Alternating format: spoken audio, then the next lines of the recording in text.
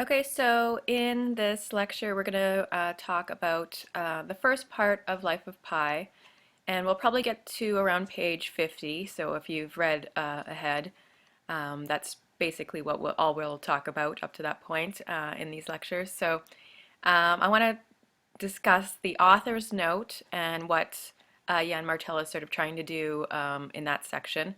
And we're going to look more closely at our protagonist, so Pi Patel, and discuss some of the early developments of his life in Pondicherry and some of the influential relationships that he has with his family and his upbringing. So that's basically all we're going to cover in this 15-minute lecture. So, in a kind of meta-fictional way, Martel kind of writes himself into his novel, similar to the way that Art Spiegelman did with Mouse in the graphic novel Mouse. We have Martel kind of interjecting himself, the writer, in this role of listening and finding out more about this character of Pi Patel. So that's where we get our author's note, which it kind of functions in the narrative as a framing story. It kind of sets up everything that's going to happen when we finally meet Pi Patel and he tells his events of what happened. So this is an example of metafiction. So anytime an author kind of blurs the lines between fiction and reality, or sort of highlights his ability to, or his or her ability to sort of write about the process of writing or where that story came from, um, that's sort of an aspect of metafiction. So that's kind of where our framing story comes in. So if you read the author's note, it kind of is told or written from the first person, uh, and we can assume that this is Jan Martel telling us about the origins of the book we're about to read, the story of Pi Patel.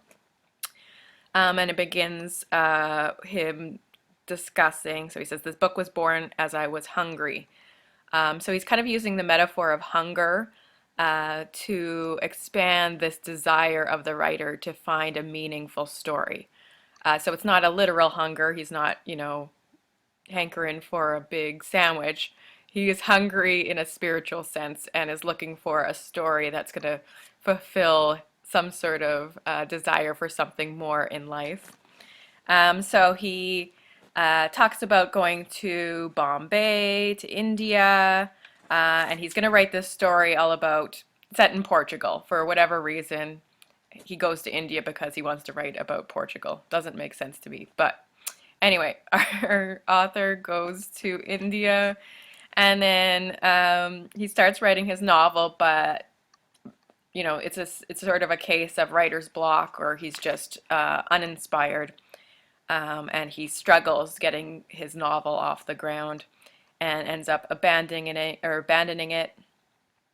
So he talks about the frustration of being a writer and not having having all the story, the plot line, everything planned, but at the heart of it, there's something that lacks meaning. So he says it leaves you with an aching hunger. So as a writer and you have a story and everything seems perfect, but there's no meaning or purpose to it, that leaves him sort of wanting more, hungry for more.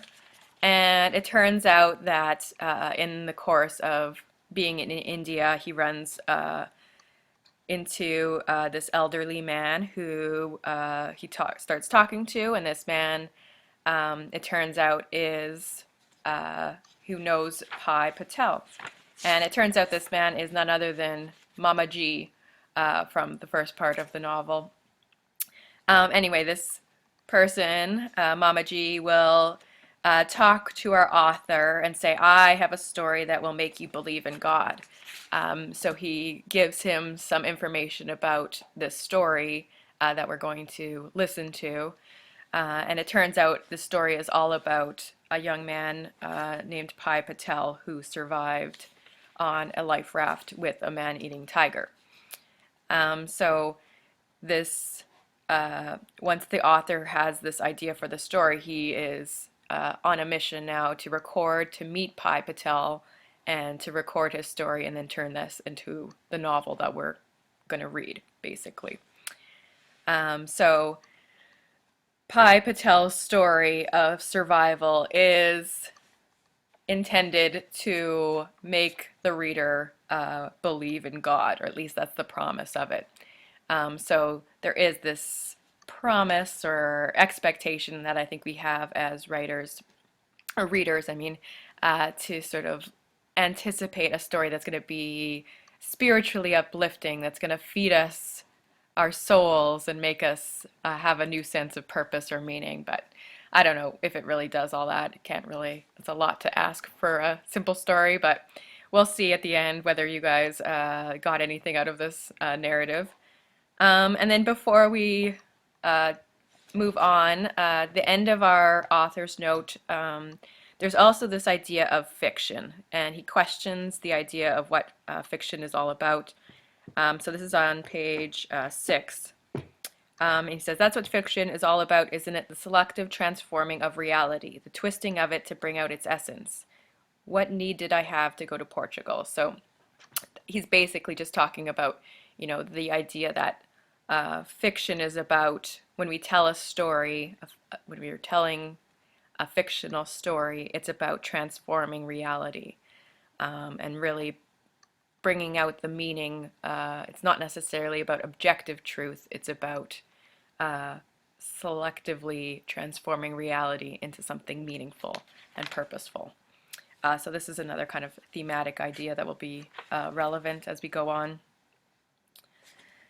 So we have the basic premise of the framing story, an author looking for some meaningful story, and then eventually on his journey discovering that such a story exists, and it's Pi Patel's story. So that's where we're going to get the first person narrative of Pi Patel being told to this author, a kind of fictionalized version of Jan Martel himself, possibly, and also to us, the readers, who listen to Pi Patel's story. And it's kind of interesting when you're reading, you'll start reading chapter 1, but there'll be little sort of sections that are written in italics. And this is the author, so Jan Martel, or our fictional author, who's listening to Pi Patel tell a story and then interjecting with little observations, maybe written into a journal or into, you know, just in the back of his mind. So anytime you see italics, like if you look at chapter 2 on page 8, it'll describe, this is the author's interjection. So he's saying he lives in Scarborough, he's describing Pi Patel in this case, and just gives us a little bit more observation or a little bit of description of what Pi is like these days, living in Canada. So that's the author sort of coming into the narrative again. So anytime you see those italicized passages, that's not Pi speaking, that's our author speaking. So just a point of clarity when you're reading. Could get a little confusing. So we get little glimpses of Pi Patel, his life in the present. He's currently living in Scarborough, Ontario. He seems to be, you know, a regular guy, very, you know, you see him walking down the street, you know, you wouldn't guess that this is a person who something, you know, miraculous happened to. He just seems to be living a very, you know, ordinary kind of lifestyle. He's aged 40, around 5'5". He's married, and there's sort of little glimpses of, you know, what's going on below the surface of this, you know, regular, ordinary kind of guy. But little glimpses of his heritage, his culture, his religious beliefs, and even little observations made that he's still possibly struggling with this event that happened a long time ago when he was a young man. We know he's a very excellent cook from the author's little observations. He cooks, he's a vegetarian, uh, makes some spicy dishes, and his cupboards are jam-packed full of food, which could be a telltale sign of somebody who maybe was deprived at one point, and this is kind of a suggestion that if he went through something as traumatic as existing on a life raft with very little food and very little water, that maybe his cupboards also reflect the fact that, maybe he's a food hoarder at this point. So it's kind of little glimpses like that that give us hints that, there's something traumatic in his past, and we don't know the full story yet, but it's still possibly affecting or still a part of who he is. We also know that he has studied at the University of Toronto and has majored in both religious studies and zoology. And he seems to be, yeah, like there are little hints that he's, not as well adjusted as he seems. So there's little glimpses of trauma that sort of peep through in his very calm, cool demeanor. So Pi admits, he says, Richard Parker has stayed with me. This is on page 7. So the presence of Richard Parker, we don't quite know who Richard Parker is at this point, but it becomes apparent that this is a very important person or person, right?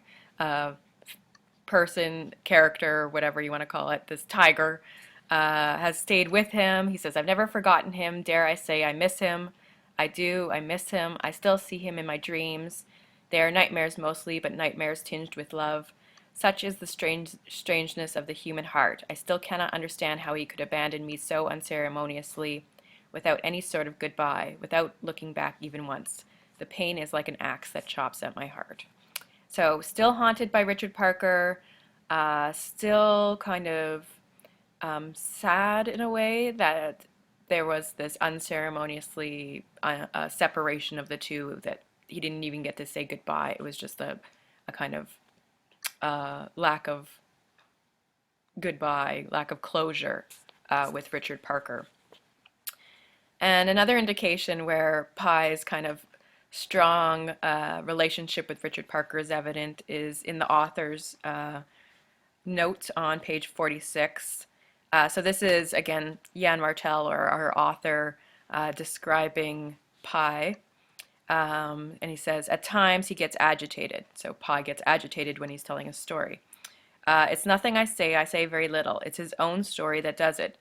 Memory is an ocean, and he bobs on its surface. I worry that he'll want to stop, but he wants to tell me his story. He goes on. After all these years, Richard Parker still preys on his mind. So in this glimpse, I guess, this observation, it becomes apparent that the storytelling part of Pi's narrative is also a way for him to sort of work through maybe some of these memories. He wants to tell his story. He's compelled to tell it. And it's because Richard Parker is still maybe an idea or something at the back of his mind that he is sort of wants to understand better. And then he says, memory is an ocean. Good metaphor. And he bobs on its surface. So nice connection of memory to the ocean that Pi will describe as he tells us his story of surviving on the life raft. So interesting little setup here where we have our author speaking to the character, and then the character sort of slowly revealing all the truth about what occurred when he was a young man. But the presence of Richard Parker is very much an important figure within this man's life, obviously.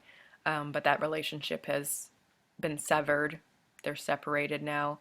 But it still seems that in the back of his mind, there's still this presence of this man-eating tiger that is still a large part of who he is, or it's still in the back of his mind. Let's just say that.